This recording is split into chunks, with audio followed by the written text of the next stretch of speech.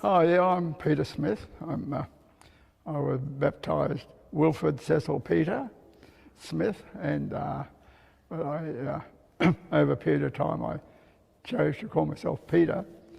And I was born in a little place called Murrurundi in the Upper Hunter Valley in New South Wales on the 5th of February 1934.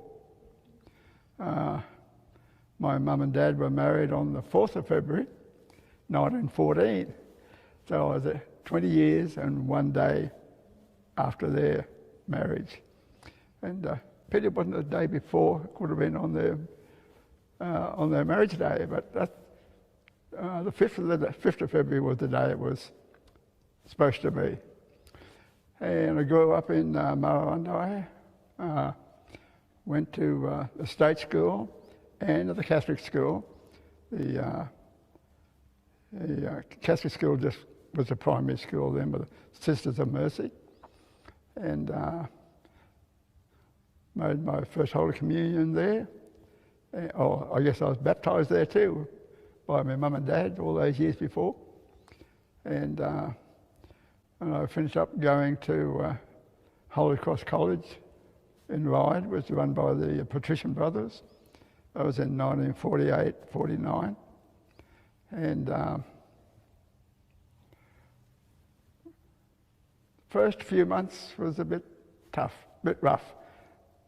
I was the youngest of 9, and some of my brothers and sisters reckoned I might have been a bit spoiled. So leaving mum and dad at 14 years of age was a bit tough. But in the second year at Holy Cross, the best years of my schooling. I really enjoyed being in the boarding school, and I really enjoyed being taught by the Patrician Brothers. And so when I left school, I was in Sydney for a little while, worked in Sydney for a little while. Then I worked on a cattle station, sheep and cattle station, down in the Snowy Mountains area of southern New South Wales. My job was to keep down the rabbits. My tools of trade was a little pony and a mattock and a shovel and a pack of dogs, and that was my job, to keep the rabbits down.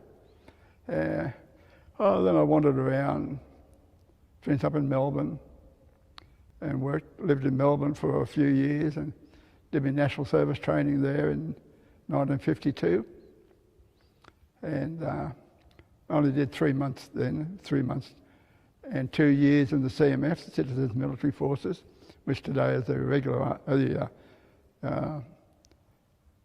it's called today is the Army Reserve. And I thought, when I get old enough, I'm going to join the Army.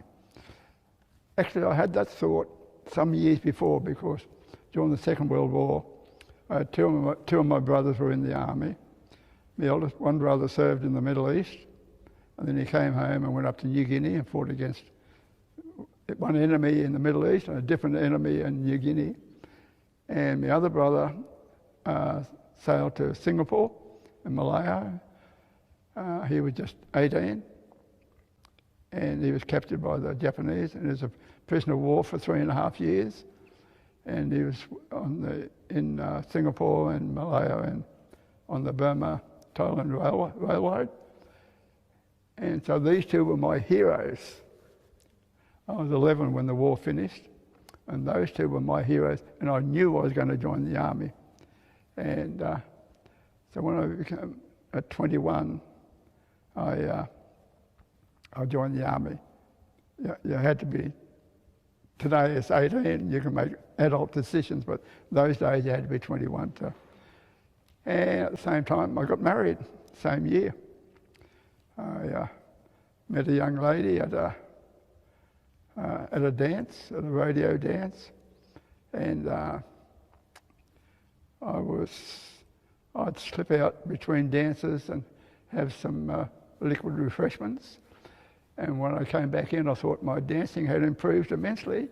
And it was, when I think back on it now, instead of being what I thought, after a number of years, I thought, gee, a bit like Michael Jackson. But then I thought later on, I was probably more like Mr. Bean.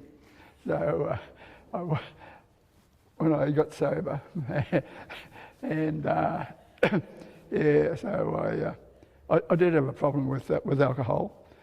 After 8 years of marriage, and and my wife said to me, "Oh, Peter, I love you very much, but I can't take much more of this." And at the very same time, I was thinking the same thing. So I thought, this has got to stop. So I sought some help. I got some help from others, and didn't drink again from the age of 29. And so instead of our marriage being finished, it was really taken off then. And when my wife passed away 5 years ago, we'd been married 61 years, and we had 9 children, 5 girls and 4 boys.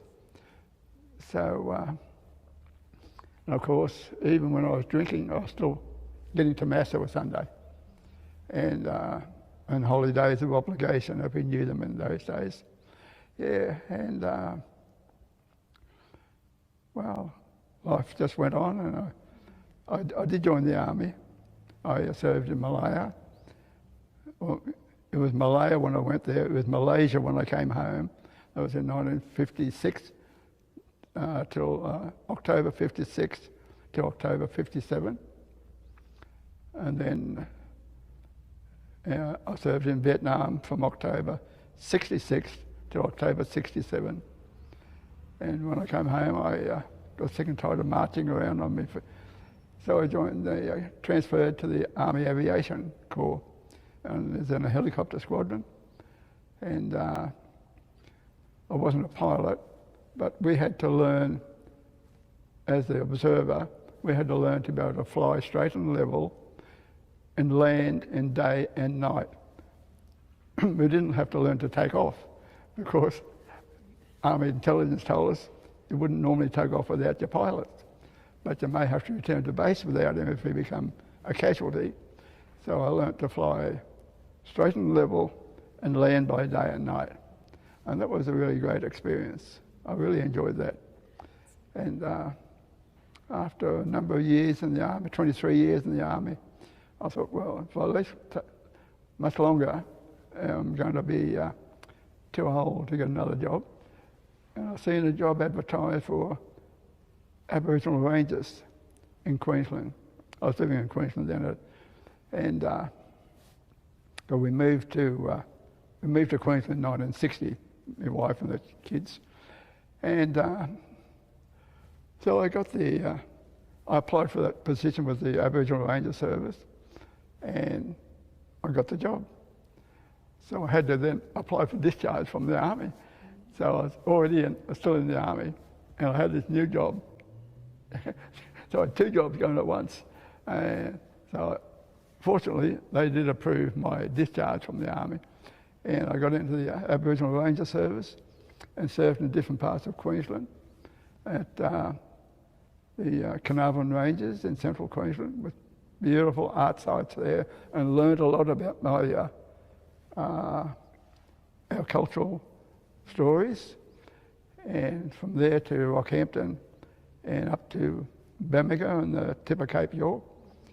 I was responsible for sites from Arakoon to the tip and all the Torres Strait Islands, and worked on quite a bit on Saibai Island, which has been in the news lately, getting the jab for the COVID-19. It's only 4 kilometres off the New Guinea coast, and I really enjoyed that. And I met with the elders there, and I said to them, you really do need to have a Torres Strait Islander ranger up here. I said, but don't get him yet. And so they could see I really wanted to be there, and I got along really well with the people there. And so then I was transferred from there to Mount Isa in 1987, and the Ranger service was eventually closed down because we were told we were doing development, restraining development, because they, under the Act at that time, the Act was changed later, but under the Act, development, anything like mining or anything development, had to refer to the Ranger Service to make sure there's no sacred sites there or any art sites or burial grounds where they wanted to put the track through or whatever they wanted to do. And so they got rid of us. And then I started working with the, I got a job with the Aboriginal and Torres Strait Islander Electoral Information Service, which was getting our mob really interested in voting, because there was a time we weren't allowed to vote. My mum and her mob, I was, but my mum weren't allowed to vote. So so I really enjoyed that. I already had the contacts because I was working in the same area where I worked as a ranger. So I had the contact, just a different sort of setup, but I knew the people. So that was a big positive. And would you like to talk about your connection to country as you've, through all those experiences? Yeah, all this. When I was in the Ranger Service, I got the opportunity. I was in Rockhampton, and I was asked to go out to Woorabinda, and I went out there, and they thought we're going to meet with the elders and the kids and go out the next day, and I said, go down to the old people's home there, mate, and the old lady there will give you a bed for the night, and we'll go out tomorrow. So I went down, and this old lady called me and put your gear in there, my boy, and come in, I'll put the billy on. I walked in the kitchen, I was looking at this old lady. I was thinking, something familiar about this old lady. Not very tall, just the way she moved, the way she walked, the way she talked. And we got talking, and she said, where's your mother from? I said, oh, she was born in Moggill, a station of Moggill on the New South Wales side of the border in Kamilaroi country. What's your mother's name? I told her my mother's name. The tears started rolling down her face. She was my mother's younger sister. Hadn't seen her from the time my mum was taken away at the age of 12. My mum was born on Moggill, and she grew up on Gadooga Aboriginal Reserve. And at the age of 12, she was taken away to work as a domestic on different stations, and helping the manager's wife with the kids and scrubbing the floors. And one good thing was learning how to cook. And she learnt to cook really good. And I don't know how she finished up at Murrurundi, whether it was voluntary or whether she was sent there. But she never learnt to read and write, except for her name. She had to learn to write her name, because she had to sign her name when she's paid, to get paid by the protector of Aborigines. It was really the controller of Aborigines, but they were known as the protectors. And her writing, I seen later, years later when I come along, the way she wrote her name was so beautiful. Oh, I wish I could write like that, because that was the only thing she could do. And she never learned to read music.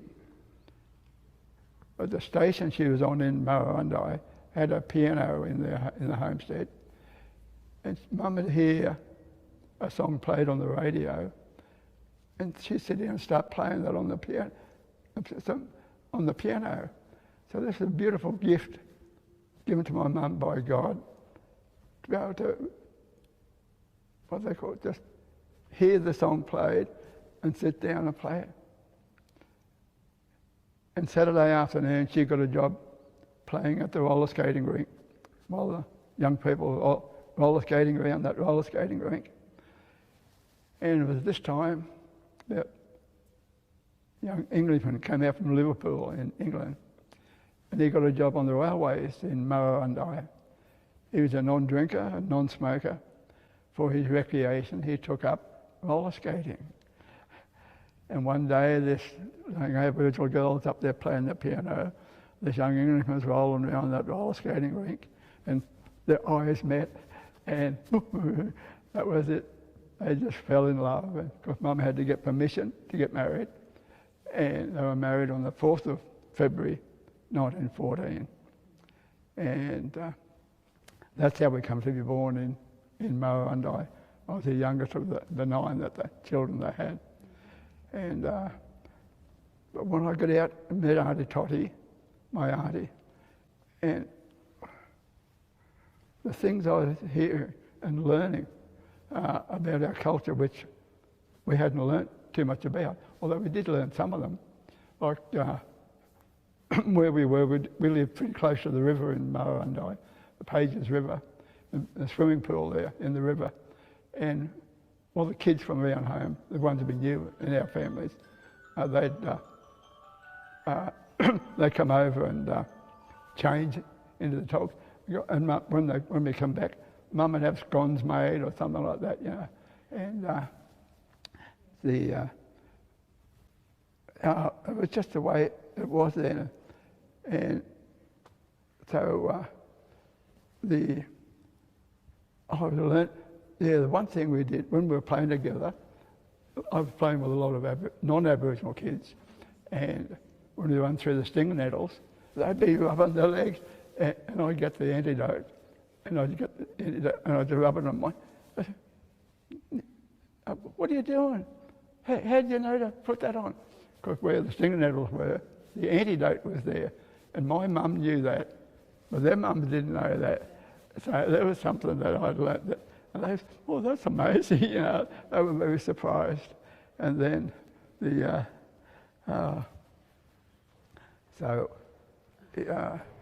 when I got in the Ranger Service, and I was hearing more about Mum's story, how she was taken away and losing contact with all her family, you know, and then that sort of made me a bit stirred up. I really was stirred up there for a while, but I had to learn to forgive those people who made those laws, because the ones that made the laws weren't around then; they'd passed on. But the ones who were keeping those laws in place were still around. So I had to come to grips with that fact that what my mum had gone through, and the loss of her family, and the loss of passing on the stories, although not all the stories. We heard some things, you know. And but it was beautiful to be able to get out and meet some of the elders, listen to their stories. And then I got a call once from the headquarters in Brisbane, this as a ranger, that there was a site where the property owner was going to clear all the brigalow scrub in this paddock. And they said, we believe that there may be a site there, an Aboriginal site there, that should be protected. Could you go and have a look? So I went out. took me a few hours to get out there, and I went and I looked. When I got to the homestead, it was empty. There's nobody in the homestead. On this might have been an outstation. There's nobody in the outstation. So I thought, I'll go and have a look. So I started wandering through the brigalow scrub, and couldn't find anything. And it started getting dark. So I said, I'll go back and I'll camp here tonight, I'll come back in the morning and have a look. And so the next morning I got up, and first off, when I walked in, the house wasn't locked. So I thought, I'll camp in here tonight. And the sun was just going down, and the shadows were starting to, and the little breeze was blowing, and the shadows of the branches on the trees from outside was flowing through the window. And I thought, was a bit spooky in there. And so I got my gear and I went outside and I camped out in the backyard. And the next morning, got this thought, walk into the bush that way. Walk into the bush that way. So I got me and I walked in, about 10, 15 minutes walking, and I came onto this big open area. All this site, the stone arrangement with pathways and circles and interlocking circles, all made out of stones. And while I was standing there, I could feel the presence of the spirits of those old people were there. I was meant to find that site. And when I did, it was a very emotional time for me, just to feel the presence of the spirits of those old people. And I got quite emotional myself. Tears were in my eyes. So I left there. We didn't have mobiles or anything in those days, of course. That was in pretty early on. So I got back to in June. I phoned Brisbane that this site has to be protected. So I went back again. I made up my own program for each month. So I put that site on my program each month. So I went back, and instead of walking through the bush, there's an old track down the side of the Bigelow, between the Bigelow. And I thought, I'll go down here. And I pulled up near a big old gum tree. I estimated it should be here. So I got out there, walked into the bush, straight onto that site again, in the presence of those old people. And then I knew, each month I'd do that. And I knew I had to call out to them. And I'd call out to them and let them know, and I'd throw some stones, let them know I was coming. And I'd go in there. And each day I had this beautiful feeling, always had this, of the presence of the spirits of these old people. I wasn't taught this at Holy Cross College. This was something else again. And I said to a mate of mine, I said, I've got to show you this site, mate. You want an Aboriginal man? Come with me next time I go out. And I took him out. When I got there, went down that track, pulled up near that old gum tree where I always pulled up, walked into the bush the way I always did. 5 minutes later, we're back on the track. I said, that's a bit weird. I said, I've always come in this way. I said, look, we'll split up. You go in there and I'll go in here where I always go. And that way we'll cover twice as much ground. So I walked in, and when I got in there, this mist started flowing around, strong, dense mist flowing around through all the bushes. And I couldn't, it was so powerful, I couldn't see which way was north, south, east or west. And I didn't know how to get out. And my mate must have been having a problem too, because next minute I hear beep, beep, beep, beep. He was back on the vehicle, beeping the horn. That's what I headed for the noise. Because I didn't know which, otherwise I wouldn't have known which way to go.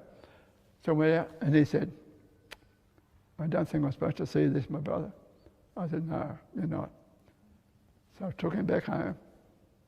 The next month, I went out again, down that track, pulled up near the old gum tree, walked into the bush the way I always did, right onto that site. So there was these beautiful experiences I had as a ranger with those old people, the spirits of those old people. And the elders that I spoke to told me things that I hadn't experienced before. They talked about being on your country. And I thought, I've got to go down and see Mum's country, see the Camillaway country. Well, I was there. Murrurundi is a very southern part of it. And so I drove out, there was a road through Moggill station. So when I got there, I had my kids in the car with me. And I got out and I said, I've got to walk on my mum's land, on your grandmother's land. So I got rid of my thongs, jumped out of the car, raced off into the scrub on the side of the road, straight onto the biggest mob of bindi eyes And so I was springing around, and the kids said, "Dad, we didn't know you could do shake a leg." I thought it was very funny, but it was a great experience to walk on my mother's land like that, you know. And I went down to the nearest town, what was it, Colorado, I think, and I met some elders there. I said, "Look, my auntie was a cubby. She was a cubby." I said, "But my mum was a Russell. How could they be?" They said, "Oh, that's right. The Russells and the Cubbies are one family." I used to change people's names. See, my mum's dad was a Russell. But he was William Russell. And her mother was Mary Dixon, Dixon. And I found this out years later. And I thought, well, when they go to work on a station, they change the Aboriginal man's name to the owner of the station. So that's how he became a Russell, or was he a Russell? But the Russells and the Cubbies, they told me, was one family. So all these things were happening to me, wonderful experiences that I had just walking on Mum's land and talking to people who knew Mum's story. "Oh, we know your mother's story." That was great too, you know, to hear those things. So when I got to Mount Isa here, I was doing the same sort of thing, but I got involved in they had the Aboriginal and Islander Catholic Council, which I first got interested in Rockhampton with Father Mick Hayes. And when I came here, I thought, I'll see them again, see how they're going here. So I got involved. We became a participant instead of being a passive participant in the church. I became an active participant through the AICC and really got involved in the church here in Mount Isa. The last few years I've had to slow down. I'm 87 now, so it's time for me to slow down. So I'm not doing as much as I did, but I still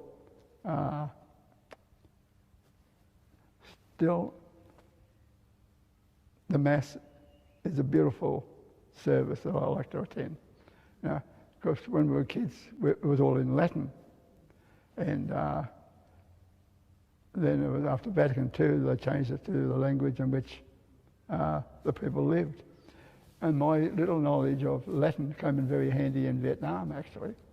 I was in a village in 1966, late 66, and or it could have been early 67.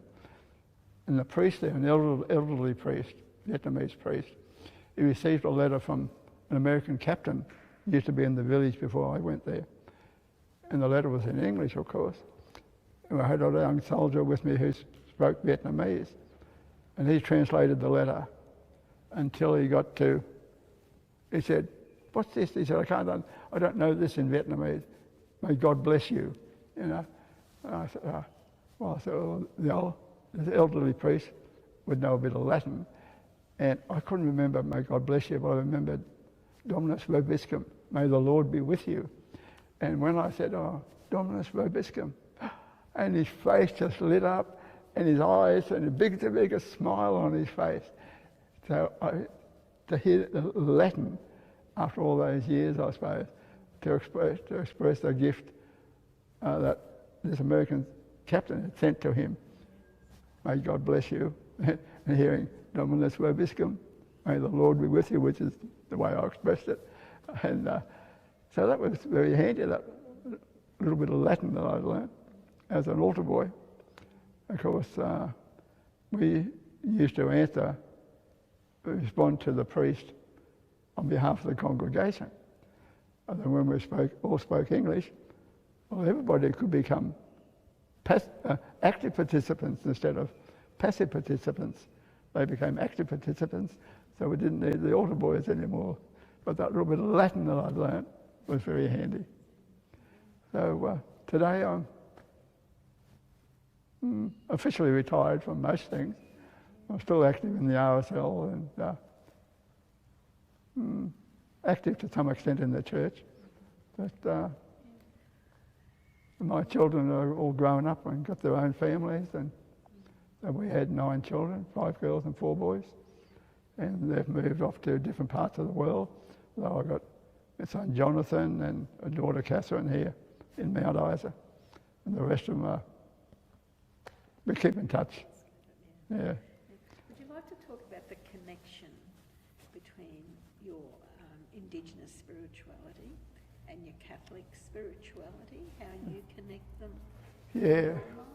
Yeah, well that experience in the sacred site, this ceremonial ground, out there in the bush, where I met with those elders, the spirits of those elders, that wasn't something you hear at Mass.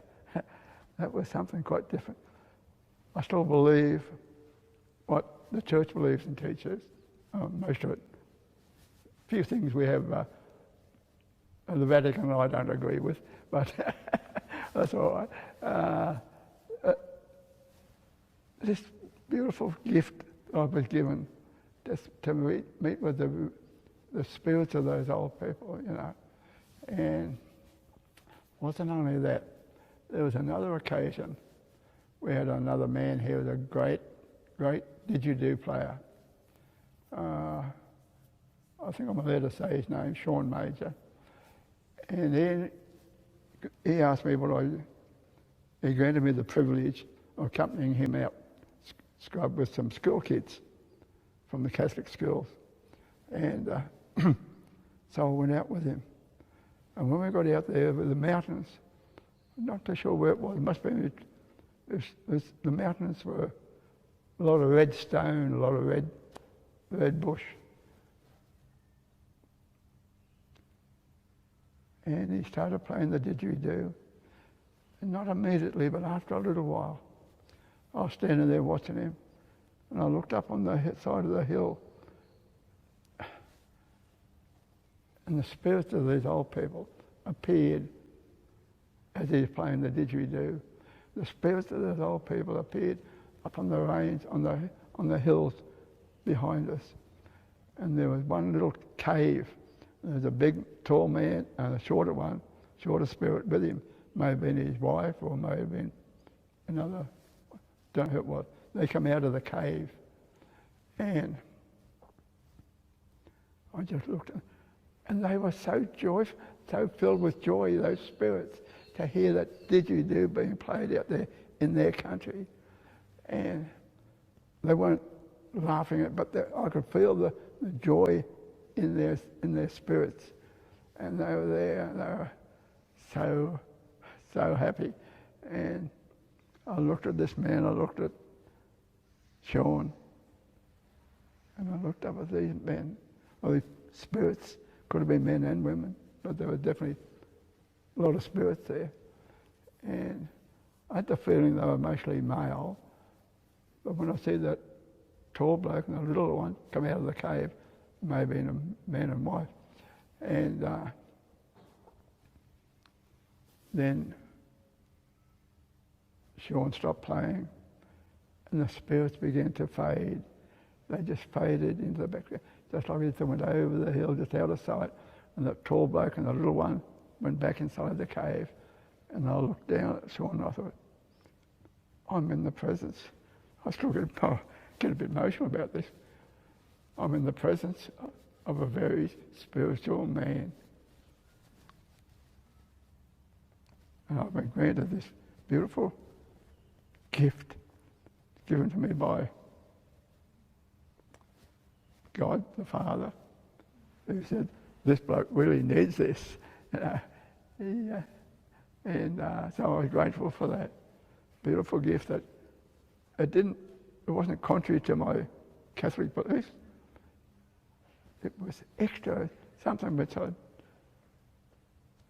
not all Catholics experience. But I'm still a member of the Catholic Church, and I still have this belief, my spiritual beliefs, my beliefs in our spiritual relationship with our country. So